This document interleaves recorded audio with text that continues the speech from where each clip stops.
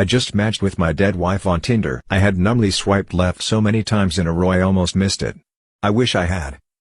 My wife Allison had been dead for 2 full years. Yet there she was, on Tinder, smiling at me, in a photo I had never seen, looking older than she did when she passed. All of the air went out of the room. I skimmed through the rest of her profile. There was no writing, but 3 other pictures of my dead wife I had never seen before, including one with the Statue of Liberty behind her, even though I knew she had never been to New York City. At least to my knowledge, the profile had the right name. The right after for if my wife had just kept living after July 2020 but her location was 9 miles away. I swiped right and breathed for the first time in nearly 2 minutes. I struggled to sleep for the next 48 hours. Never getting a match. Ready to message Tinder and tell them someone was impersonating my beloved dead wife on their app and doing some kind of magical Photoshop to put her in pictures that never existed. The match came at 3:33 a.m., lighting up my phone. I was already awake. The match came with a message. Just a simple hi. The absolute worst in any situation, let alone this one. I mashed the letters on my phone as hard and as fast as I could. Who is this? Why are you doing this? And where did you get these pictures of my wife? She died of cervical cancer 2 years ago, you monster. I had to wait for another 24 hours before I got an answer. It came in the middle of the night again. Derek, I miss you. I'm sorry for what happened. That was it. Sorry for what happened? She died of natural causes she in no way could have controlled. And was I supposed to believe that my dead wife's spirit decided to inhabit a Tinder profile and hit me up on it? I got another message as these thoughts ran through my head. Are you home? What? What the fuck? I got another answer before I could form my own. I'm outside. My blood ran cold. Something rattled in the darkness of my kitchen and I jumped up and readied myself in bed, then realized it was just ice dropping in the ice maker in the freezer. Another message. Holy shit. Let me in, please. Fuck. Fuck. Fuck. Fuck. What? Someone had to be fucking with me, but who would be this impossibly cruel and diabolical? There may have been a couple of people who didn't like me at work, but no one who would go anywhere near this far. Another message. Never mind. No more time for thought. Just reading. Never mind. I got in. Am I wrong for wearing all white to my best friend's wedding and refusing to apologize? My 30 female, best friend 32 female invited us, husband and I, to go on vacation with them to a paradise island. She told me to bring the dress I wore to my anniversary dinner for the special dinner event she planned during the vacation. I said sure. I also recently gave birth, and that dress is a very elegant black lace overnude dress that is very classy but also form-fitting. When I tried it on when packing, I realized it wasn't as flattering and I had a hard time fitting. So instead, I packed a cute, semi-formal white lace dress instead. I figured it was close enough. I arrived to the event and found out it was a surprise wedding where she only invited like 20 guests on the beach. She hadn't told me it was her wedding because of an inside joke. I kept telling them to get married, and watch, they will elope and the next thing we know they are married. She was horrified and so was I. I didn't bring any other dress, plus there was no time to change or buy an honor. I offered to either not be the maid of honor or leave the wedding, but she'd rather me not. Later she blamed me for ruining her wedding because I didn't follow her instructions to wear a specific dress and didn't tell her about changing my mind. I said I'm sorry her wedding was ruined, but it wasn't my fault and she should have told me it was her wedding, and at the time of packing, I didn't find it appropriate to get her approval on my outfit. Okay, this all could have been preventable and you could have kept it a secret. First of all, I would not let my best friend or maid of honor wear the same dress that I've seen her wear. I would have been like, hey, let's go out, let's go shopping for our vacation, let's find some cute dresses for the beach. I would have helped her find a dress to be my maid of honor without her knowing that We've got a veteran who comes in on the regular named Hank. Hank lost his leg and hand in Iraq. When seeing this, people will often pick up his tab when he's in here, but he never feels like it's deserved, so he tries to lay low. He wears long pants to cover his prosthetic leg and doesn't wear anything to show off his veteran status. He doesn't like attention and it's clear he doesn't feel special treatment is deserved. So, obviously, we shut down because of COVID. We reopened when our state did, but after a week of indoor dining, the owner decided to go back to delivery and takeout for everyone's safety. Thankfully, business is still booming. I don't know the specifics of Hank's situation, but I think he lost his job sometime during the shutdown. Before COVID, we'd see him at least once a month, but this was the first time we'd seen him since we reopened. To make matters worse, he would easily put away 6 tacos or a whole chicken plus sides and plenty of beer when he'd come in, but this time he just ordered a small burrito and a water. He didn't mention the different order though, just said how excited he was to come through again and looking forward to it all week. We put in his order while I went to go get him paid up. However, his card declined. I started to tell him, but he could see it on the screen and went, shit. Shame and panic washed over his face as I tried running it again and again when he gave me another card that declined. Meanwhile, it was the height of lunch rush and the line was getting longer, so people were peering to see what was taking so long. After running Hank's cards a few times, all of his cards declined. He started saying, hey, you know what? Did you actually make the thing yet? But then the bag came out with his name unmistakably on it. He started digging around his pockets for cash and came up with $5.25. The meal was $7. I told him, don't worry about it, you'll get us next time. Knowing how embarrassed he got when people tried to cover him for a good reason, being a veteran, and not wanting to pile on by being forward that I was covering him for a not so great reason, hard times. However, he wasn't entertaining the idea of taking food without paying it in full. Finally, without making eye contact with us, he said, no, it's okay, I'm just gonna go to my place and get some more cash. However, I knew that look on his face and the tone in his voice. There was no more to go get. It's a look and tone I've used myself and seen from others more times than I wish I had. I wanted to insist he take the food, but I wasn't sure which was worse. To force food on him and risk damaging his dignity, or to let him save face but go without the lunch he's been looking so forward to. Before I could decide, the girl behind him, who had been texting for most of our transaction, had just begun to tune in and caught the last bit. She asked, hey, what's the difference on what he owes? I said, $2. She went in her purse and handed it right to me. Hank started to try and hand it back to her, telling her it wasn't necessary, but she cut him off. She cut him off by saying, no,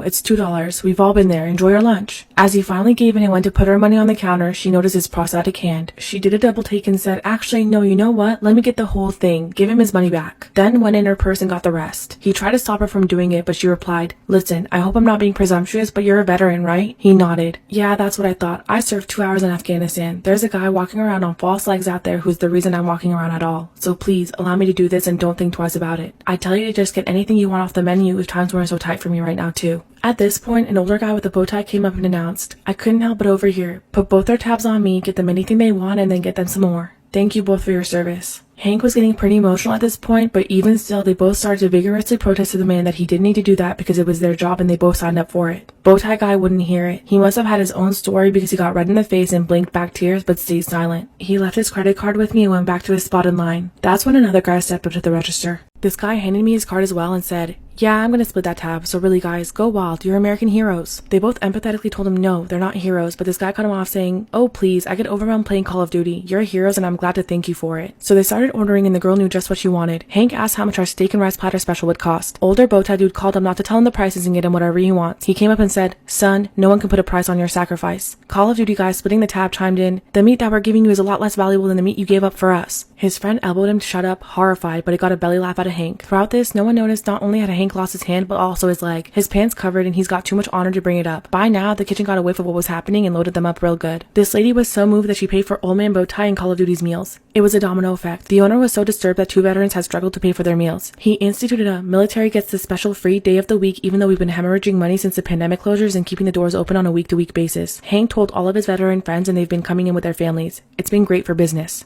Storytime about the best thing I saw as a hotel concierge. I've been working as a front desk agent for about a week. I'm working on a slow afternoon and it's about 7 p.m. when this lady named Libby comes in. She tells me she wants to reserve a room, but only for a couple hours. I let her know that she has to reserve it for a full night due to a hotel policy. She agrees and hands me her credit card. This is where things get weird. As soon as I ask her for her ID to make the reservation, Libby says that she doesn't want her name on the reservation and to use the name of the man joining her later instead. I told her if she's using the room then I need to put her on the accompanying list, but that only employees would see this. At this point, I'm thinking she's here for a one-night stand and doesn't want the guy knowing her information because she's probably married or something. This theory is further solidified when Libby asked me to make a note in the reservation that if we need to address her by name, then to use a different one that she gives me. She even goes as far as to show me the picture of the guy who will be joining her, takes the key, and goes on her way. About an hour later, mystery dude Jake walks in and gets the other key. Not even 30 minutes after Jake goes up, Libby comes back down and hands me both keys. She says thank you and walks off. This is when things get interesting. Part 2 about the best thing I saw as a hotel concierge. So many thoughts were going through my head. First, that was way too fast, even for a quickie. Second, why the heck did she give me both keys? Where's Jake? Third, Libby, please tell me you didn't unalive Jake. My coworker and I are whispering with each other, still trying to figure out what happened because I did not look like a lady who just had a pleasant romp in the sheets. Cue Jake coming down the stairs and, okay, we can breathe, he's not dead. We had a rush of guests so I couldn't see what happened, but a worker from the valet came over and boy did he have some tea to spill. Turns out that Libby had gone as far as asking the valet guy to park her car in a way where the license plate wouldn't be visible.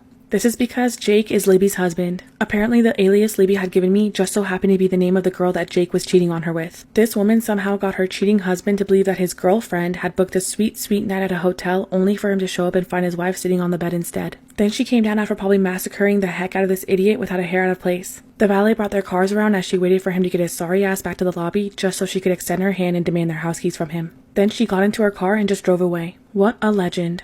This is why karma has no deadline. I'm a middle school dropout and I became a depressed shut-in from the age of 14 to 20. When I was 20 years old, I got a dog who completely helped me turn my life around. I named him Sherlock, and because of him, I started going outside more to take him on walks. Then I got my GED and started going to college with the intent of giving him a better life. I was 24 and living at home with my brother and my father. Around this time, my brother got a girlfriend. A week into their relationship, Sherlock bit her ankle. It didn't break skin or do serious damage, but everything went downhill because of this. My brother and his girlfriend plotted to kill my dog and throw his body into the river. However, my brother couldn't bring himself to do it and told me everything, followed by breaking up with his girlfriend. A week later, she was kicked out from her residence and my brother ran to her rescue. After they got back together, she would call me using his phone to threaten and scare me into thinking that she would murder Sherlock. I put Sherlock in a training class to sort out his biting issues and he made major improvements. I was stressed and always kept him locked in my room while I was at work for fear of my brother getting to him. I told my brother that I was actively looking for an apartment and would be moving out soon. However, one day when I came home from work, Sherlock was gone and so was my brother.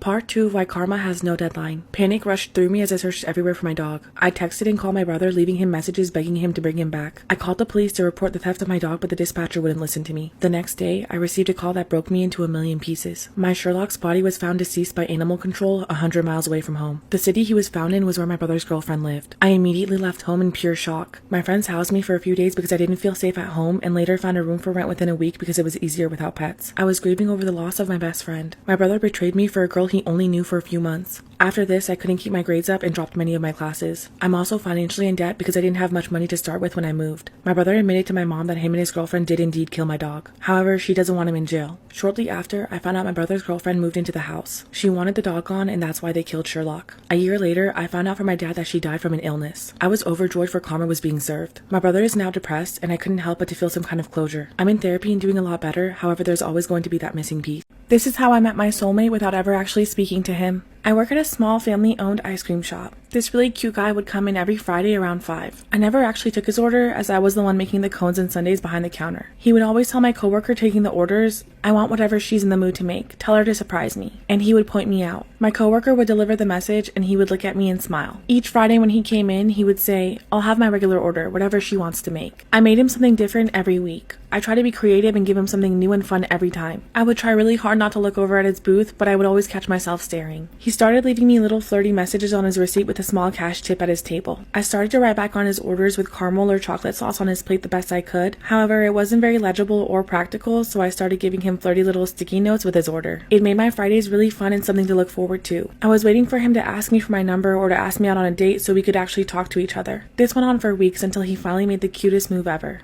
Part 2. How I met my soulmate without ever actually speaking to him. After a few weeks of writing to each other on receipts, he finally decided to shoot his shot. He came in at his usual time, and I immediately started making him something new that I had in my head all day. Sweet cream ice cream with Oreos and little heart-shaped candies that I brought from home just for this. As always, he left me his note on the receipt with a tip, but it was special this time. It said, "It's my turn to make you something. Meet me at Jasmine's Fine Kitchen tomorrow at 9 p.m. The restaurant he was referring to was in the same parking lot where I work. I went home and spent about 2 hours trying to figure out what I was going to wear for my date. I showed up the next night to the restaurant, ready to finally talk to this guy. I walked in and I saw him waiting for me at a really nice table in the back of the room. The first thing he said to me was, "What can I get you tonight, miss?" with a huge smile on his face. It turns out he works as a cook at the restaurant. I of course told him to surprise me, just like he would always request from me. He went to the back and immediately came out with a 3-course meal that he had already prepared for us. We had the most amazing date and the rest is history. He still comes in every Friday to get his surprise ice cream order from me. Story time about how I was saved by drag queens. My friend and I had made plans to meet up over the weekend to grab a drink. When I showed up, my friend texted me last minute bailing due to a family emergency. Since I was already downtown, I decided to grab a drink by myself. I take myself out on dates all the time, so I didn't think it was a big deal. While I was walking to the bar, this guy approached me and asked what I was up to for the night. I told him what happened and he invited me to hang out with him and his friends. I made it clear to him that I wasn't looking for anything other than friendship and he quickly replied that he respects it.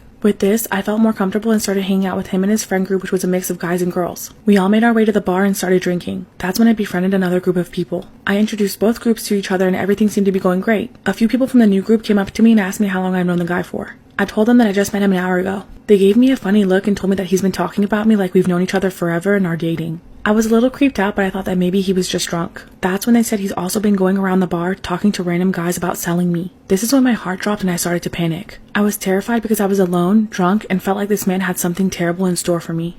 Part 2 of how I was saved by drag queens. When the people from the new group told me that this guy was talking to them about selling me, I was shocked. I stood there for a minute in disbelief as I racked my brain thinking of what to do. I was too drunk to drive home and I was paranoid of everyone around me at this point. When he wasn't paying attention, I slowly made my way out of the bar. I bolted it to my car and decided that I would sleep it off until I sobered up. When I was a few feet away from my car, I hear footsteps running behind me. I glanced back to see the guy from the bar running towards me. Panic jolted through me and I quickly unlocked my car door. I jumped in and locked the doors behind me. He tried to open the door and then started pounding on my driver's side window, threatening me. A few minutes passed, but he wasn't letting up. Suddenly, someone pushes him to the ground and I look up to see that it's a group of drag queens. I thought I was seeing things for a second, but they tell him that they saw everything and if he gets near me again, they're going to rearrange that ugly mug. He stumbles to his feet and sprints off. I think they could tell that I was shaken up because they invite me to come to their show at the bar nearby to calm down. They spend the next couple hours with me as I watch each one perform and made sure that I got home safe by the end of the night. I'll always be thankful to them.